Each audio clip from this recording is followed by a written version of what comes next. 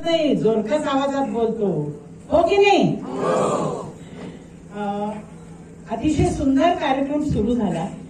दीप प्रज्वलन झालं, स्वागत गीत झालं, मान्यवरांचे स्वागत झालं, त्याच्यानंतर पुरस्कार झाले, काही लोकांचं मनोगती झालं.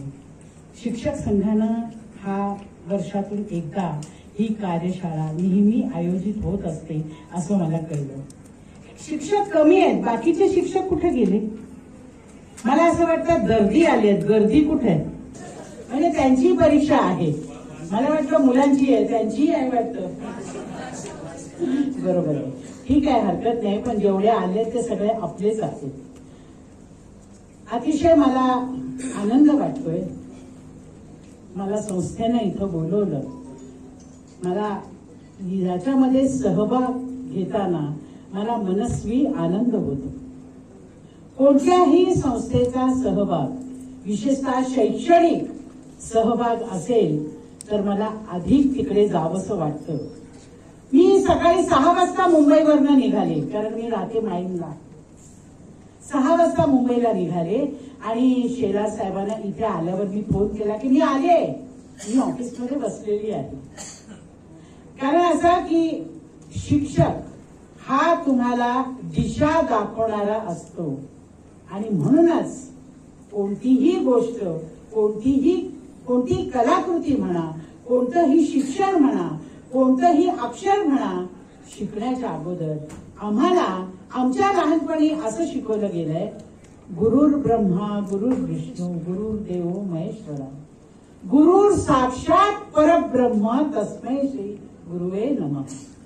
त्यामुळे आपण सगळे शिक्षक आहात, त्यामुळे आपण जवळजवळ गुरुच आहात. तेव्हा आपल्या सगळ्यांना मी वंदन करते, नमस्कार करते. हा माझा नमस्कार आपण स्वीकार करावा. आपल्या समोर मी स्टुडंटच आहे, मी विद्यार्थीच आहे. मला काही फार येतं असं नाही. इथे उपस्थित जेवढी माणसं आहेत हे सगळे तज्ज्ञ आहेत. आपापल्या विश्वामध्ये हे सगळे मोठे आहेत, हे सगळे प्रतिष्ठित माणसं आहेत. यांच्या बरोबरीनं बसून, यांची मतं ऐकून घेऊन, यांचं भाषण ऐकून किंवा यांचं मनोगत ऐकून मला सुद्धा शिकण्याचा प्रसंग येतो किंवा शिकण्याची मला अनुभूती होते. हा अत्यंत आनंदाचा क्षण आहे. प्रत्येक माणसाने विद्यार्थी दशेत राहावं असं आमच्या मातोश्री आम्हाला सांगायच्या.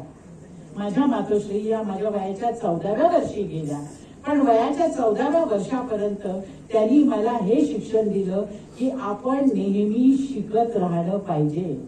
आपल्याला आलंय असं कधीच होत नाही. आपल्याला शिकवायला सुद्धा आज तज्ज्ञ माणसं इथे आलेली आहेत. हे सगळे अपडेट झालेले जे शिक्षक आहेत त्यांना आणखीन अपडेट करायला इथे तज्ज्ञ माणसं आलेली आहेत, जे आपण सुद्धा त्यांना वंदन केलं पाहिजे. सगळ्या माणसांनी एकमेकाला रिस्पेक्ट दिला पाहिजे. मान दिला तर मान मिळतो. हा मान सदैव आपल्या बरोबर राहतो.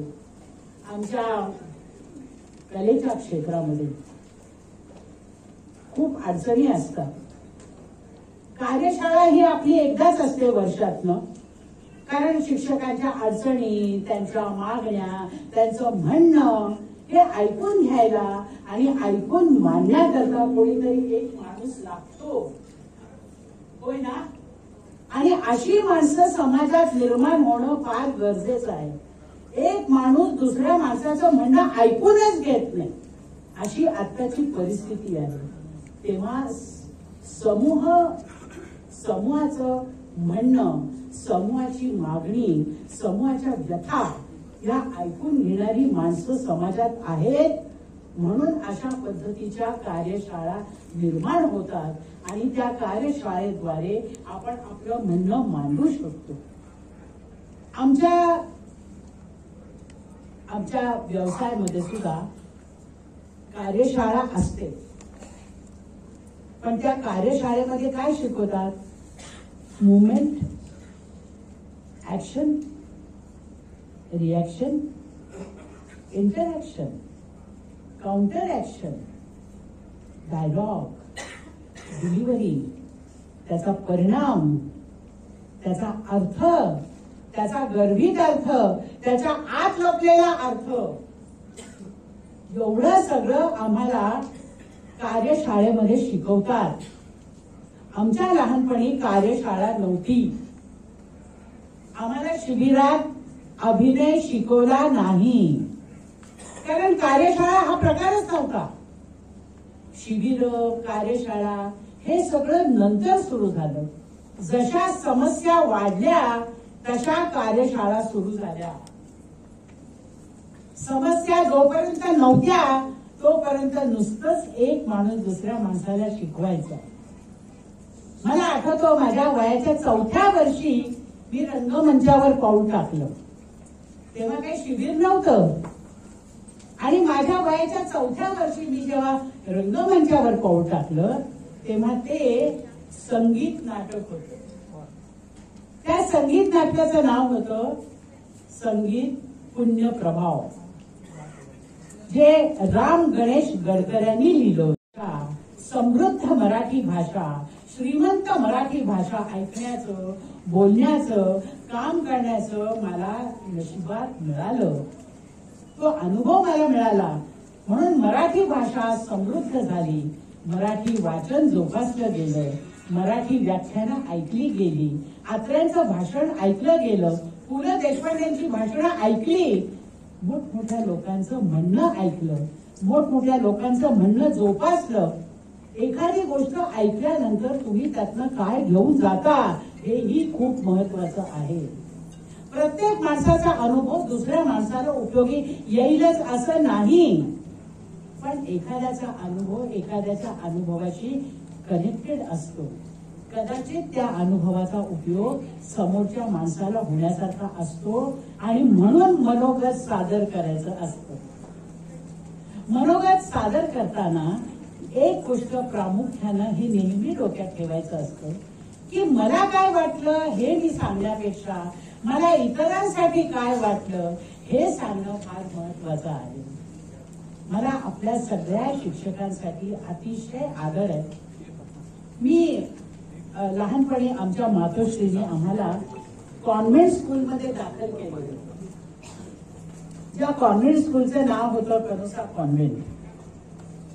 त्यावेळेला आम्हाला मराठी, हिंदी वगैरे अशा भाषा आम्हाला शिकवल्या गेल्या नाहीत, कारण आमच्या कॉन्व्हेंटमध्ये ही भाषा नव्हती. आम्हाला फ्रेंच, जर्मन, जपानी काय संबंध आहे, पण ते म्हणायचे हे तुम्हाला शिकायला पाहिजे. आता जसं तुमचं कला क्षेत्र हे जे कंपल्सरी केलंय ना, तसं आम्हाला त्यावेळेला फ्रेंच, जर्मन कंपल्सरी होतं. ते आम्ही शिकून काय करणार होतो. चीनी हिस्ट्री आम्हाला होती, काय करायची ती चायना हिस्ट्री आम्हाला. आता आम्ही चायनाचा मोबाईल घेतला तर 5 मिनिटात तो मोडतो, काय करायचं अशी अवस्था आहे. तेव्हा तो चायनीज हिस्ट्री आम्हाला शिकवली गेली, ज्याच्यात आम्हाला काही कळायचं नाही, पण तो सिलेबस आहे. पुढे नंतर 5वी नंतर मात्र आपल्या राज्याची भाषा, आपल्या राज्याची जॉग्रफी, आपल्या राज्याचा इतिहास हे सगळं आम्हाला शिकवलं गेलं. तेव्हा आम्हाला कळलं की ज्या राज्यात आपण राहतोय त्याचा इतिहास हा फार मोठा आहे. त्यामुळे त्या राज्याबद्दल, त्या देशाबद्दल अभिमान बाळगणं हे क्रमप्राप्त आहे. ज्या वेळेला सिस्टम सुरू झाली आणि आमचं सिलेबस सुरू झालं महाराष्ट्र राज्याचं, त्यावेळेला आमच्या शाळेत वंदे मातरम, जनगणमन ह्या गोष्टी म्हटल्या गेल्या. तोपर्यंत नव्हतं. अस्खलित मराठी बोलता आलं पाहिजे असे गोखले गुरुजी नावाचे शिक्षक आमच्या करता घरी पाचारण करण्यात आले. ते गोखले गुरुजी आम्हाला खूप मारायचे. आता शिक्षकांनी म्हणे मुलाला हात लावायचा नाही, कारण लगेच आई वडील भांडायला येतात म्हणे की आमच्या मुलाला तुम्ही हात का बरं लावला असं म्हणतात आई वडील. पण आमच्या आई वडिलांनी कधी म्हटलं नाही आमच्या मुलाला हात का लावला. आम्ही जेव्हा तक्रार घेऊन गेल्यानंतर आमचे आई वडील असं म्हणायचे तुमचंच काहीतरी चुकलं असेल. एव्हाना शिक्षक असा शिक्षा करणार नाही. तुमचं काहीतरी चुकलं असेल, तुम्हाला काही आलं नसेल म्हणून तुम्हाला फटका मारला असेल, यात तुम्हाला राग यायचं काय कारण आहे. उलट ही चूक आपण सुधारून पुढच्या वेळेला आपण अधिक जर चांगलं केलं तो फटका मारणारा तोच हात शाबासकीसाठी तुमच्या पाठीवर फिरेल. हे तुम्ही ध्यानात घ्या. शिक्षक हा दिशा दाखवणारा असतो, तो तुम्हाला मार्गदर्शन करणारा असतो, तो रागवणारा असतो, तो चिडणारा असतो. कारण शिक्षक स्त्री असो पुरुष असो त्यांच्या स्वतःच्या काही समस्या असतात. या सगळ्या समस्या घेऊन ते मुलांना शिकवतात. मूल लहान असो की मोठं असो, या सगळ्या समस्या शिकवताना कधी कधी एखादा विद्यार्थी शिकत नाही, ऐकत नाही, आडमुठा असतो. मग त्याला शिकवण्याचे समजवण्याचे अनेक प्रकार असतात. पूर्वी फटकाच मारायचा हेच माहिती होतं, आता नाही करू शकत तसं. बाबा रे असं करू नको, शहाणा आहे ना तुझ्या आई वडिलांना काय वाटेल, ते किती काम करतात तुझ्याकरता, किती मेहनत करतात, तुला 50 लाखाचा मोबाईल देतात की नाही. मग तुला अभ्यास केला पाहिजे, कॉलेजला ये हा व्यवस्थित, आल्यानंतर इकडे तिकडे फिरू नको, कॅन्टीन मध्ये बसू नको. हे सगळं प्रेमानं सांगावं लागतं. आता माणसाने प्रेमानं सांगण्याची गरज निर्माण झालेली आहे. रागावून चिडून ओरडून त्याला कळत नाही, अशी सायकोलॉजी एक तयार झाली. कारण कसं आहे, टेक्नॉलॉजी वाढली त्यामुळे मुलं खूप हुशार झाली. आणि जेव्हा मुलं खूप हुशार असतात ना तेव्हा ते जास्तीत जास्त मूर्ख असतात. जितकी मुलं हुशार, जितकी मुलं इंटेलिजंट, तितके ते मूर्ख. कारण सारखे मोबाईल मध्ये असतात. मोबाईल मध्ये इन्फॉर्मेशन आहे बरोबर आहे, पण मोबाईल मध्ये ज्ञान नाही असं मला वाटतं. शहाणपणा नाही, इन्फॉर्मेशन भरपूर आहे, खूप माहिती आहे. अगदी पुढे जाऊन टेक्नॉलॉजी एवढी पुढे गेलेली आहे की आमच्या पिढीला ते कळत नाही. ही गोष्ट अगदी बरोबर आहे. आम्हाला सुद्धा अपग्रेड होणं गरजेचं आहे. मला सुद्धा मोबाईल कळत नाही. माझ्याकडे मोबाईल आहे त्याच्या 2-3 गोष्टीच मला कळतात. काहीतरी व्हॉट्सअप आहे म्हणतात, एवढ्याच गोष्टी. आता माझा मुलगा मला असं म्हणाला की तुला जर आता या 22 मध्ये जर काही काम करायचं असेल तर तुला अपग्रेड होणं गरजेचं आहे. म्हटलं बरोबर आहे. मला ही गोष्ट जाणवली. मग म्हटलं आपण एखादा इंटेलिजंट माहिती असणारा एखादा शिक्षकच नेमूया आणि आपण शिकूनच घेऊया. तर मी शोधत आहे की असे कुठले क्लासेस आहेत का की जेणेकरून सिनियर सिटीजनला तुम्ही आपलं अपग्रेड करू शकाल. असे कुठले क्लासेस असतील तर सांगा. मला सुद्धा अपग्रेड व्हायचंय, मला पण हुशार व्हायचंय. मला खरं म्हणजे आपण लोकांनी इथे बोलवलं, आपण सगळ्यांनी माझा जो गौरव केला हा मला खूप आनंददायी क्षण आहे. सर्व मान्यवर माणसं, सर्व तज्ञ लोक, सर्व हुशार माणसं एका कलाकाराचा सन्मान करतात. याच्यापेक्षा आनंदाचा क्षण दुसरा कुठला असू शकत नाही. आपण मला इथे बोलवलं, माझ्याकडनं 4 गोष्टी ऐकून घेतल्यात, हे सुद्धा स्मरण करण्यासारखंच आहे.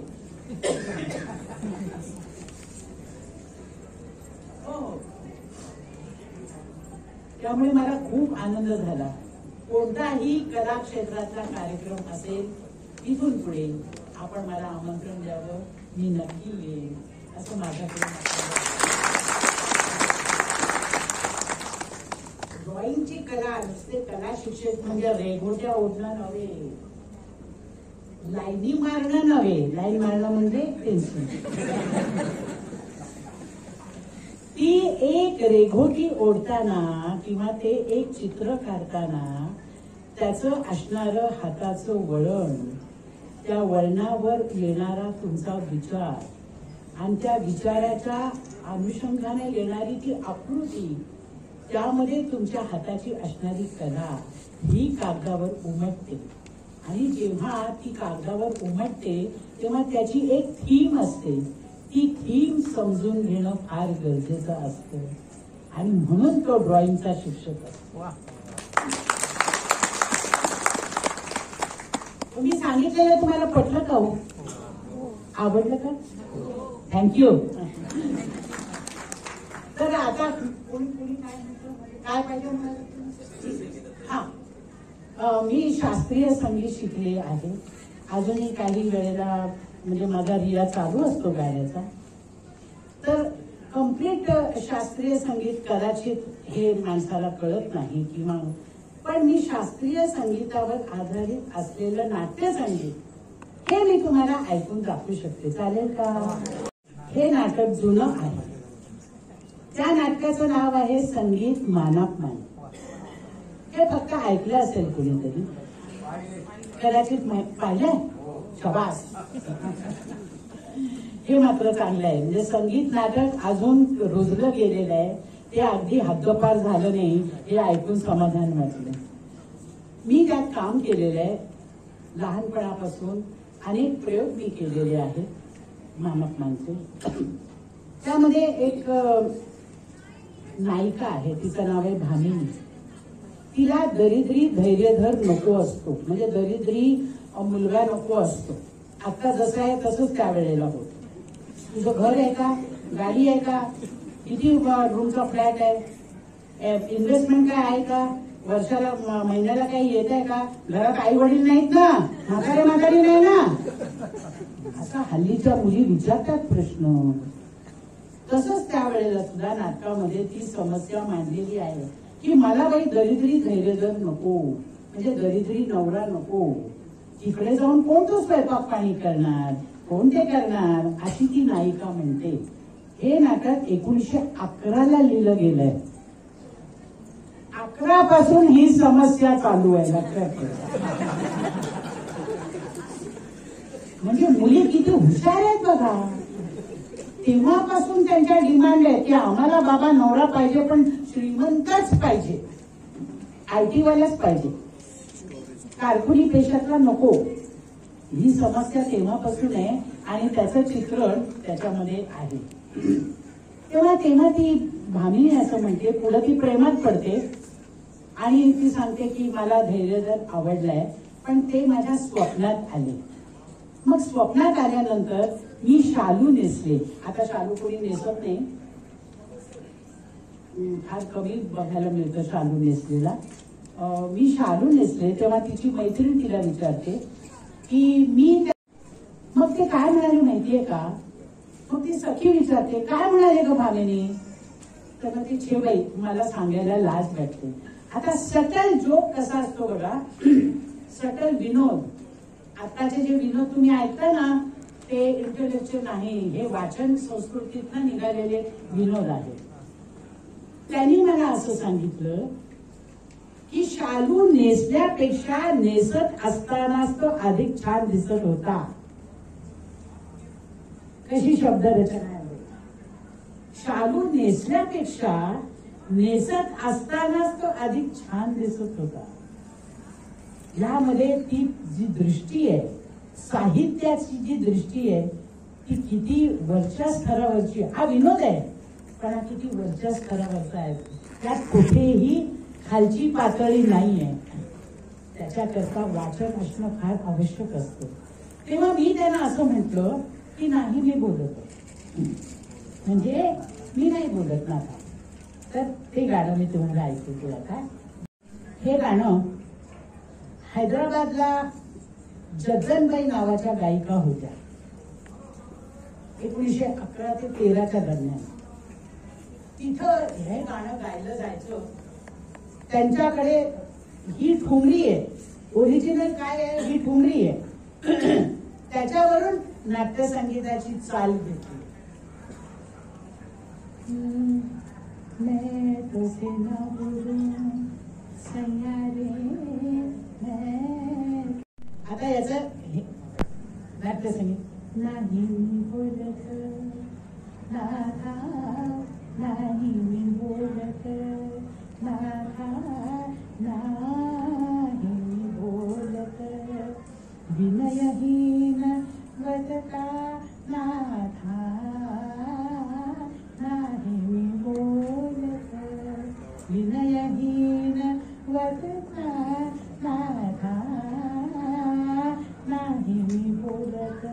नाथ नाथ नाही मी बोलत नाथ नाथ नाथ नाही मी बोलत नाथ नाही मी बोलत रमरुची आहे रीती रमरुची राही रीती नाशोही प्रेमाती नाशोही प्रेमाती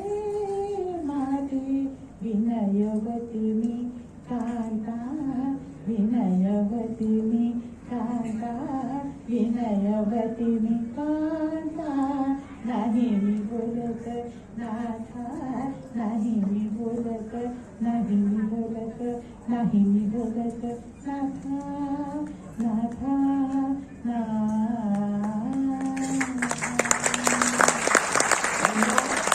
जय हिंद जय महाराष्ट्र.